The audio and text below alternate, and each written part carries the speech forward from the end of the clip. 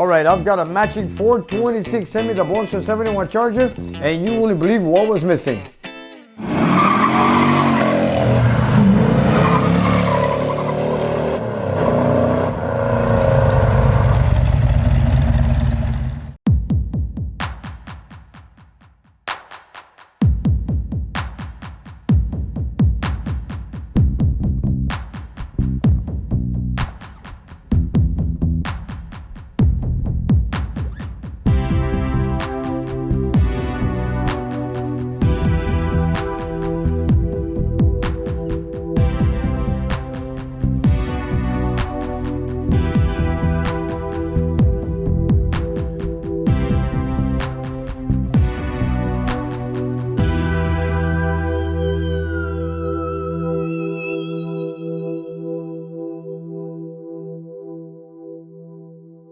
Hi, I'm Nick. Welcome to my shop. And I'm in my favorite room, the dyno room, with my favorite engine, the 426 Hemi. Yes, I've got a 426 Hemi that belongs to Jordan from Toronto, Ontario. Matching engine to his 1971 Dodge Charger RT. This is not an engine that we're looking for horsepower. This is an engine we just restored as a restoration. So we built it as a factory, all factory specifications, especially when a lot of people are going to ask me on the camshaft. Camshaft is a 1971 hydraulic flat tappet, original specs of a Chrysler 1970-71 hydraulic cam.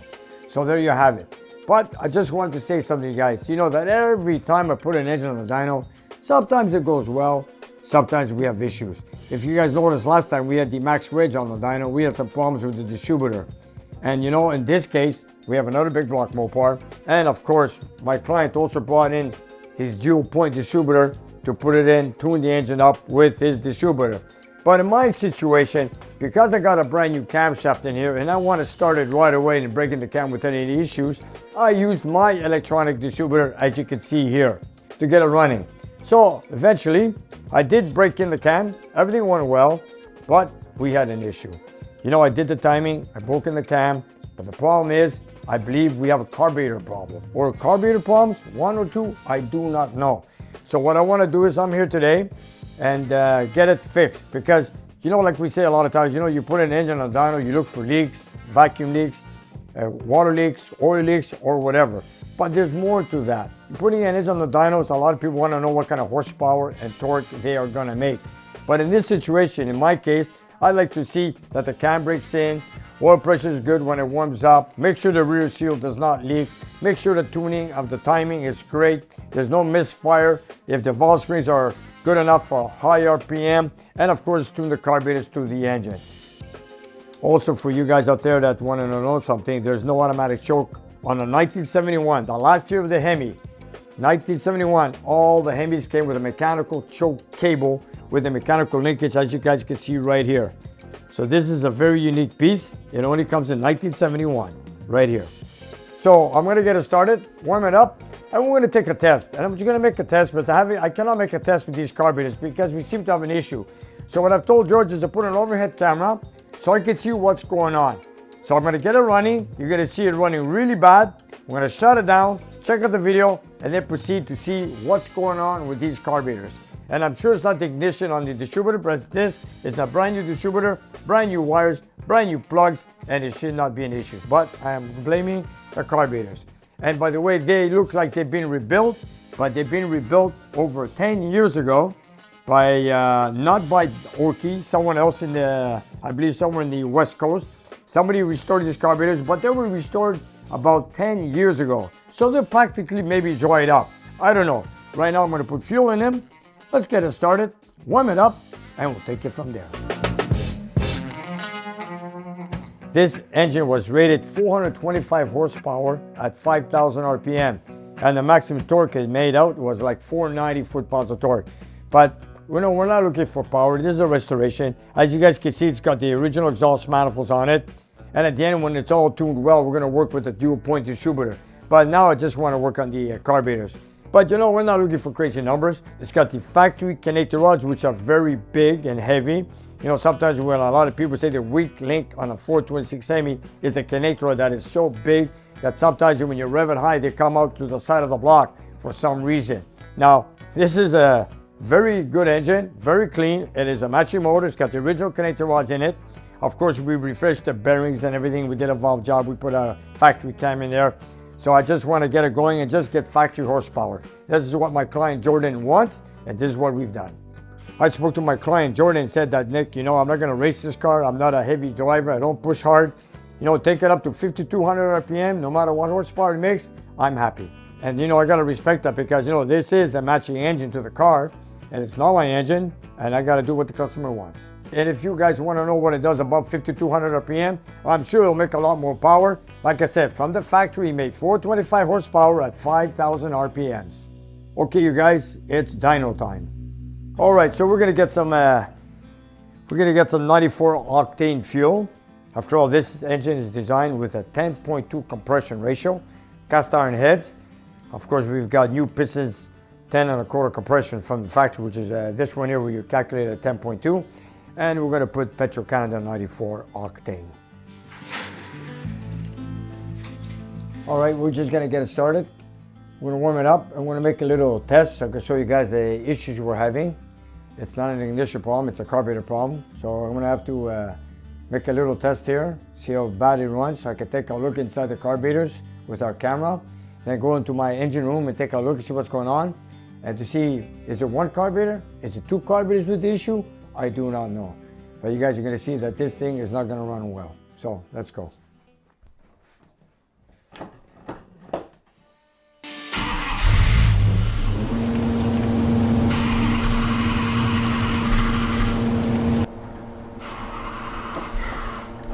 We have no choke, so the engine is kind of cold, so we're gonna have to give it some more fuel to get it started.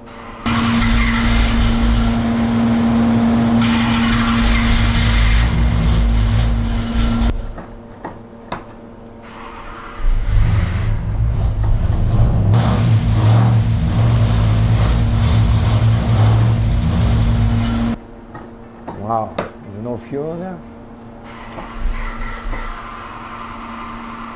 Come on.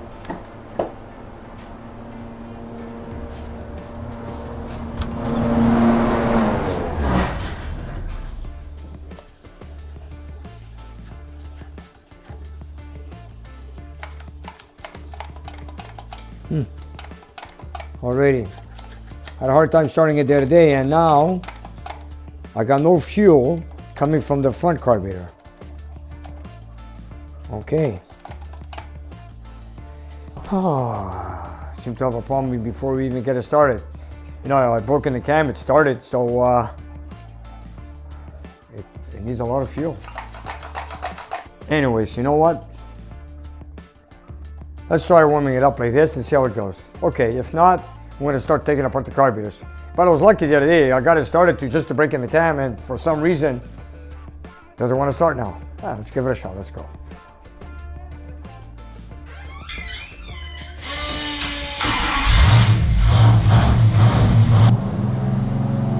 There we go.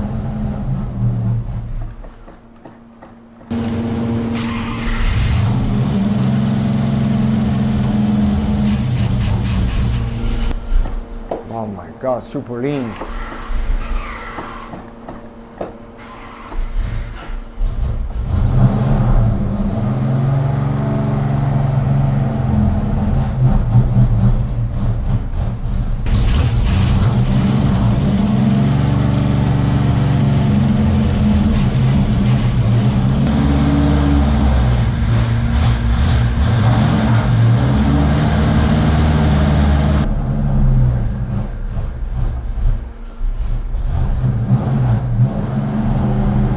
Well, it looks like we're gonna have to take it apart.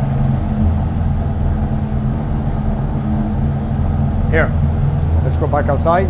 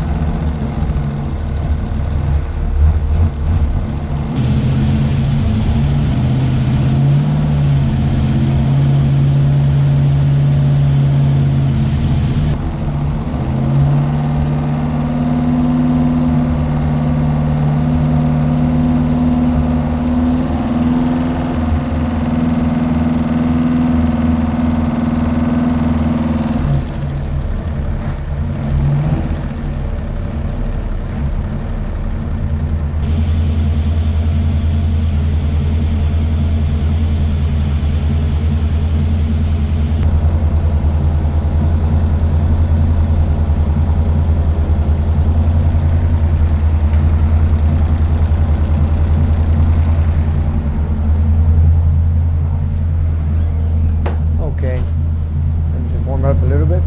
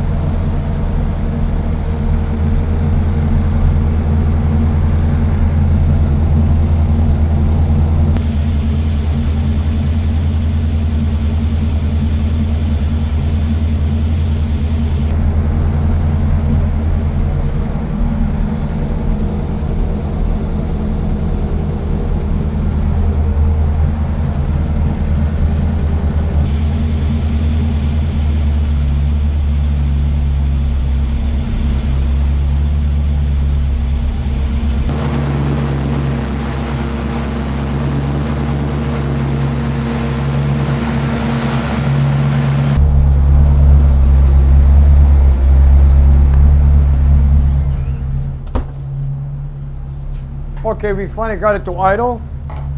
That took a while. So as you guys can see, there is a carburetor problem. The timing is set at 36 degrees, 35, 36 degrees max at 3,500 RPM with this distributor. So we're just gonna make one fast pull. You're gonna see how much it rumbles. Then we're gonna shut it down, take a look at the video, and then bring it to the engine room and take a look.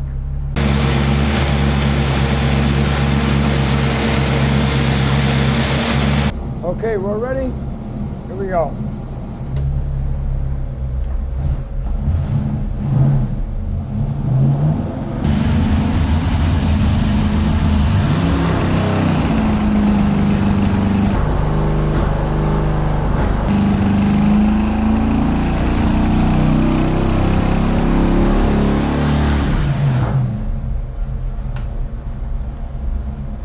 We got all kinds of misfiring on this.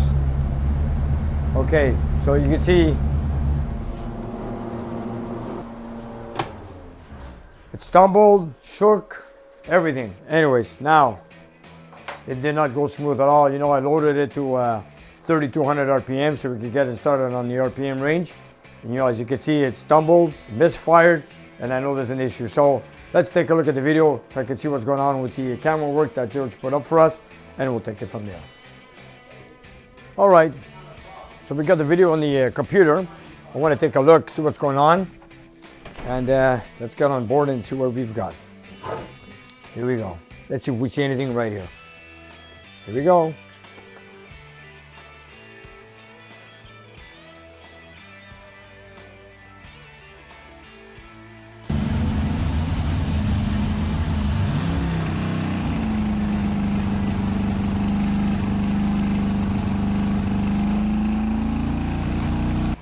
Oh, wow, I got fuel in both carburetors.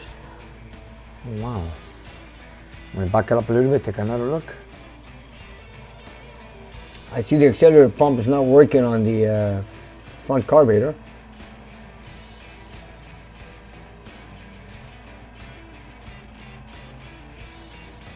Why? That's strange. I seen something there, but here we go. Let's check it again. I got fuel coming on the front primaries, secondary primaries. Oh, it's hard to say. And it ran on the rich side.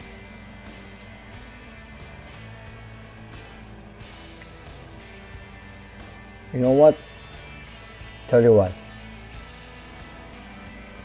I see all the barrels are feeding fuel.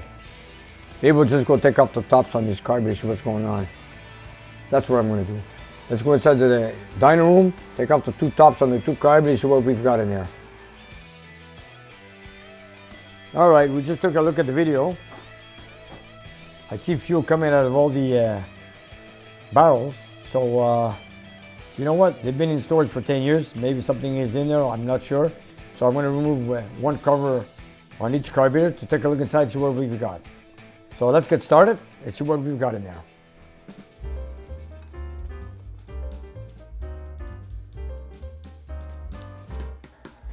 Well, let's see what we're gonna find in there. After all, they've been sitting on the shelf for 10 years or so. And you know what? Something's wrong. I don't know what, but I'm sure it's this. Let me take off the covers and take a look.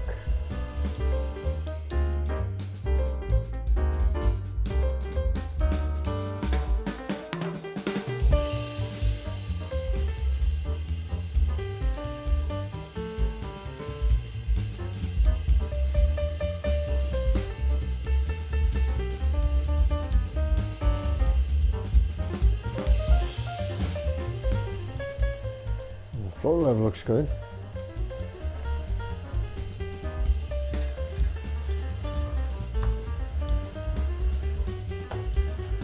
Let's take a look inside.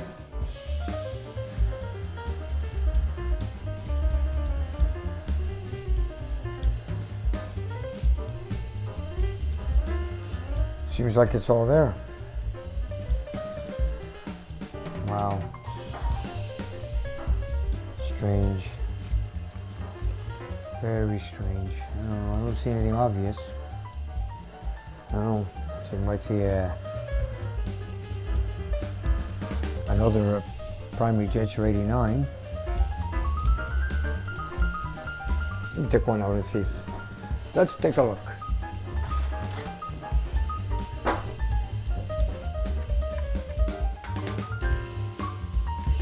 You know, anything could be wrong. Maybe you have to take this carburetor and blow it out. Make sure every channel is nice and clean. Just don't know.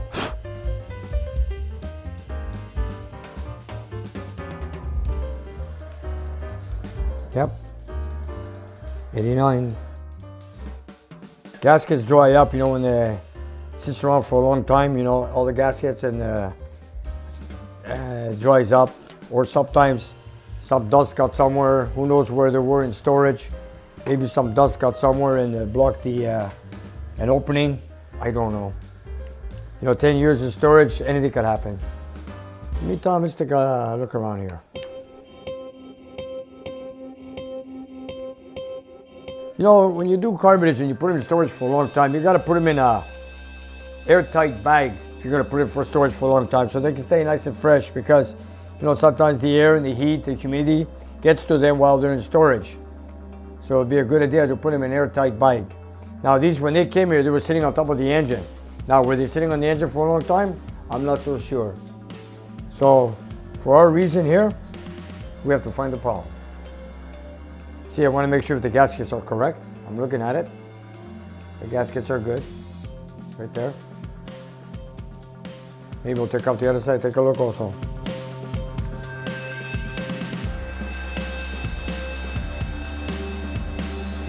So far, I don't see anything wrong. The flaps open, the secondary flaps. People are asking me, you know, this is not an AVS where you have a spring loaded to adjust the air flap, which is on the secondaries, which is on the top. This is controlled by the weights right here. So there's no adjustment to do here, like I was reading on my comments on the latest video.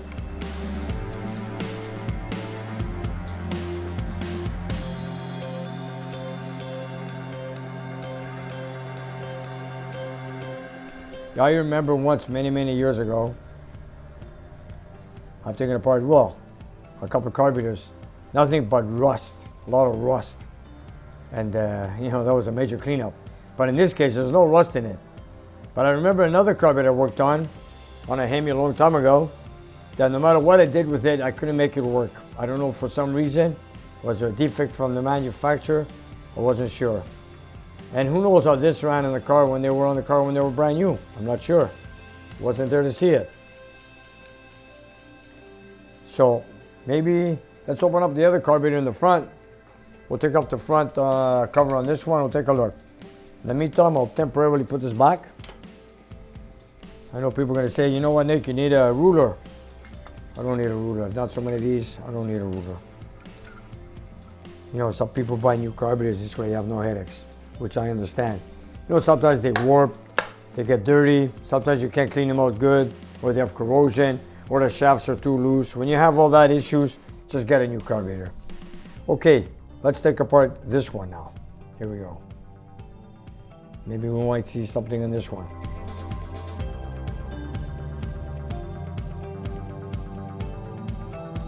You know what? I've done a lot of carburetors in my time, but this is something very special. And I'm sure Donnie Oki in Ontario could take care of this problem. But in the meantime, I'm just gonna take it apart, take a physical look. Maybe I can see something simple. I don't know. But in the meantime, let me see what I can see. We'll take the cover off and take a look. Okay, let's see what we got here.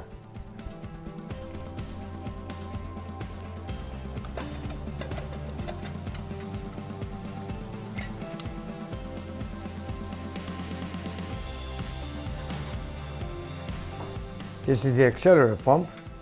This is the nozzle. I'm going to take this off because this one is not shooting any fuel out at all. So I know there's something wrong with this one here. So let me take it off. There's a valve in there that pushes up when the fuel is accelerated. Maybe it's stuck. One way to find out. Let's take it out.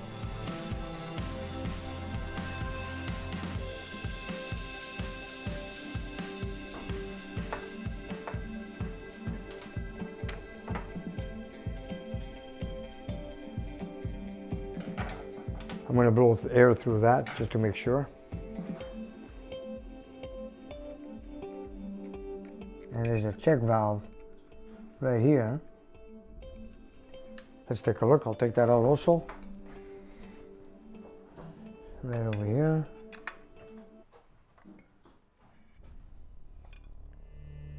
Oh, wait a minute. Wait a minute. We got a problem right here.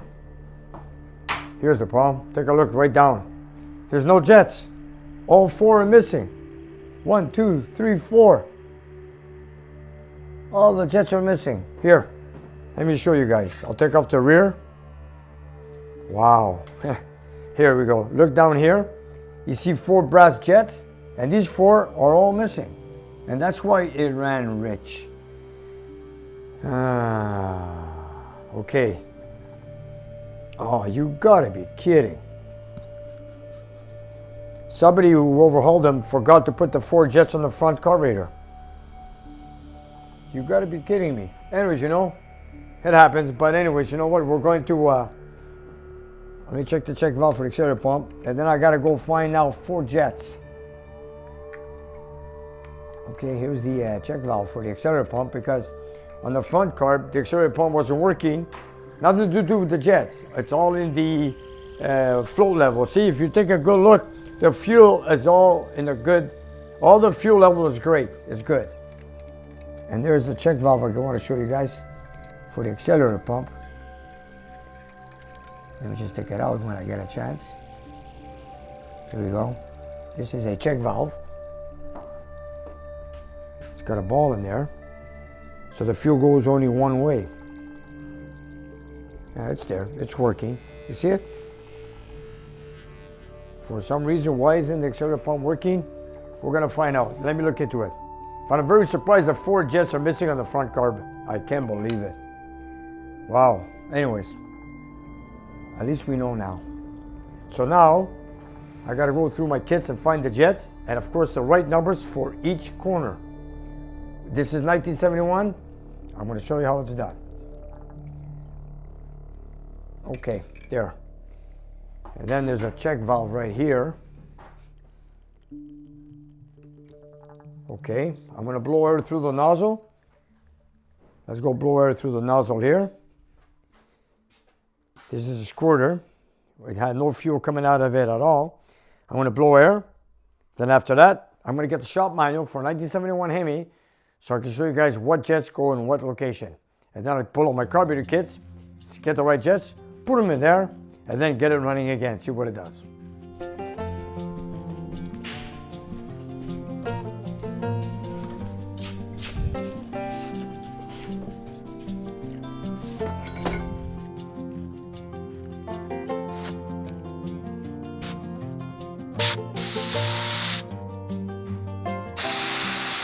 So you gotta put air through the center hole there, and you gotta make sure that air comes out of both nozzles. Because if they're blocked, you're gonna have a stumble every time you accelerate with the gas pedal. Looks like it's working. Okay. I'll put this back. I'll get my shop manual, and we'll be right at it.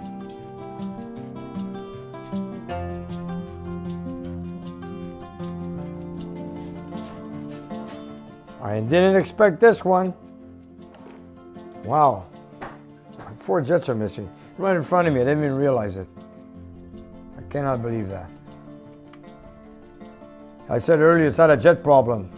When I looked at the rear carburetor, I looked at one jet as the correct number, 89, for the primaries. Then here I took apart the carburetor, the cover on the front carburetor, and I realized the 4 jets are missing. That's an issue.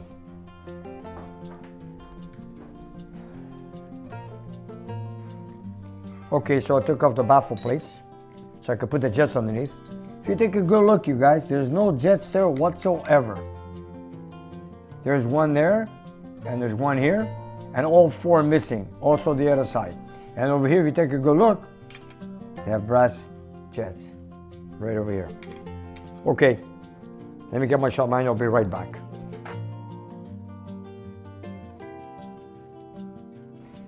Here it is, service manual, 1971. Okay, here we go. Let's look under fuel system. And now we're gonna look under carburetors.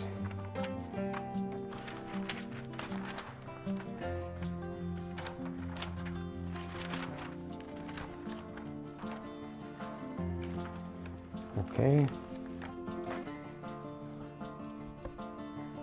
Here we go. A, B carburetors, right here. Front carburetor. Okay, primary jets, 89, 89. Right front, left front, 89. And the secondaries are 89. It looks like we need 4 89 jets. I might have to order them. So let's see. I'm gonna have to call my brothers and order a whole bunch of them. I wanna make sure I always have them in stock.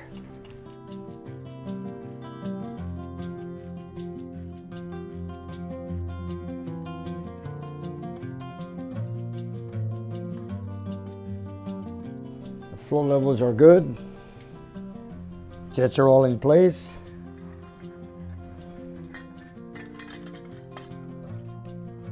There you go. That's that in.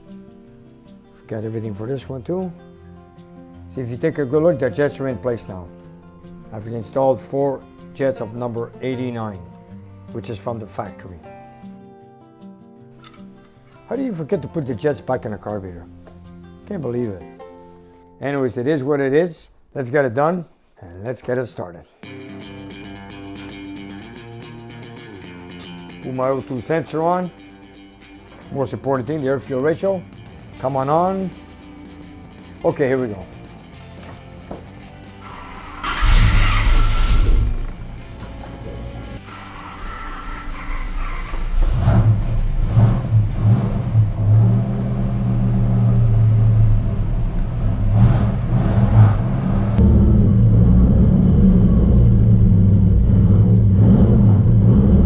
Let's put it under low and see how it goes.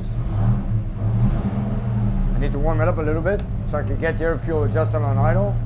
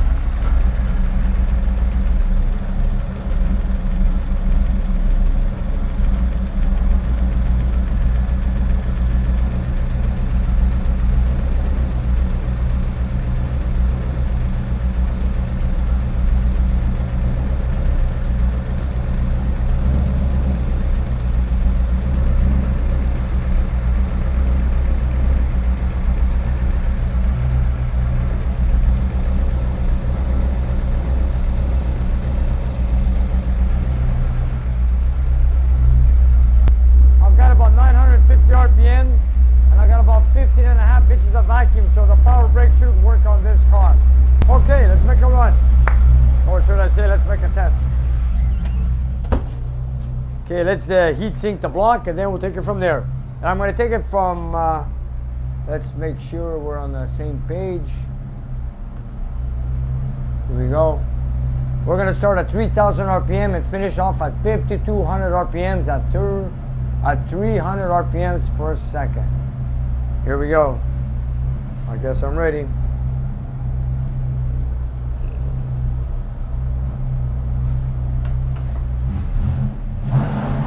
Let's hope it works.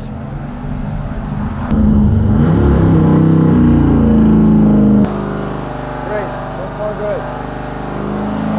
All right.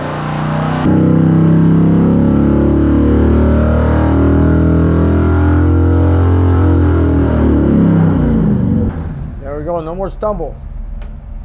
No stumble. Okay? And let's check what we got here. There it is. All right. Looks good, looks good. Hey, not bad.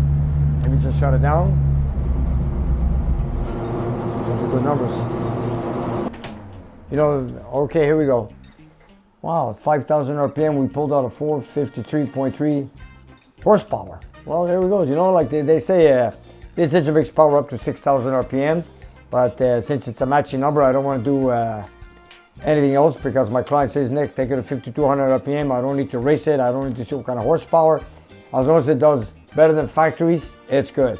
So at 453 at 5,000 RPMs, not bad compared to a 425 horsepower with the factory set at 5,000 RPMs.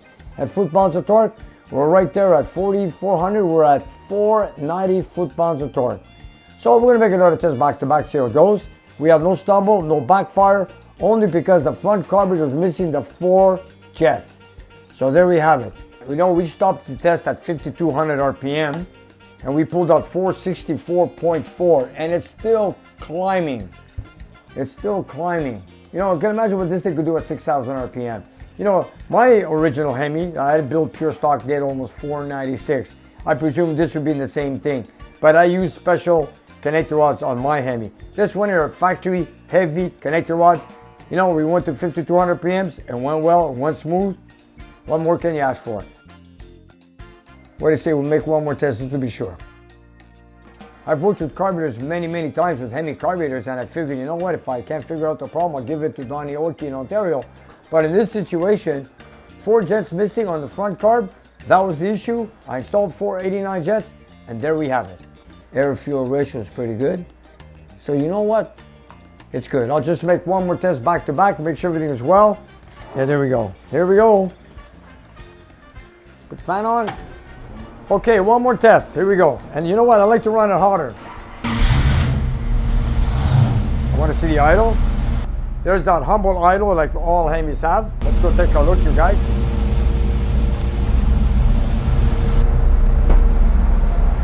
There's that humble idle. 426 Hemi.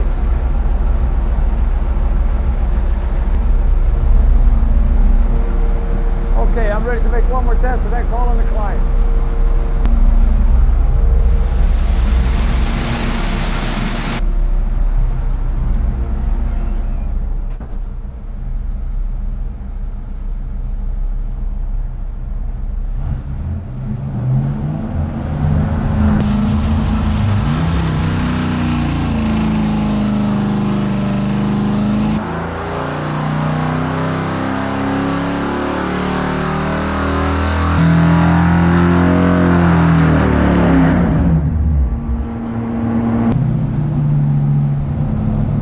That's why we make test after test after test. You gotta make sure everything's good.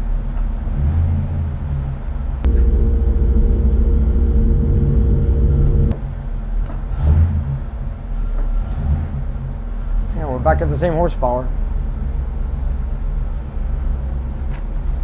Here we go. Here, 464, 467. And the torque, just because we warmed up a bit more, we got almost 500 foot-pounds of torque at 4,400 RPMs. Or should I say, yes, at 4,400 RPMs. Look at that. That's pretty cool, man. Let me show you the graph on this one here, on this test. Okay. It's running a little bit on the inside, but I'm not worried about that because this is all factory.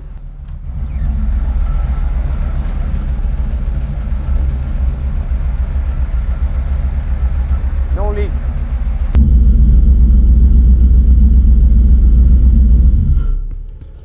What happened? Someone rebuilt the carburetors. I don't know who. It was over 10 years ago. And how can you forget 4 jets on the front carburetor? 4 of them. All 4 were missing. Everything else was done perfect, but the 4 jets were missing. Oh well.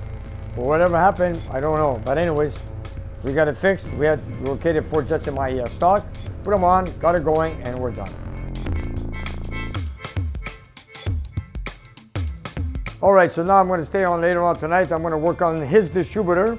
I want to run it with his distributor, and I want to see how it goes. And I want to thank you guys for staying with us and watching how we get these carburetors fixed. And there you have it. 426 Hemi, matching motor to a 71 Charger that belongs to Jordan in Toronto, Ontario. And now it runs the way it should.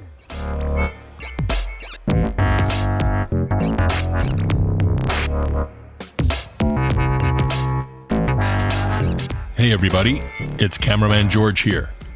Nick and I would like to extend our very sincere thanks to everyone, all our viewers, our subscribers, and our amazing team of Patreon supporters. Without all of you, there wouldn't be a channel.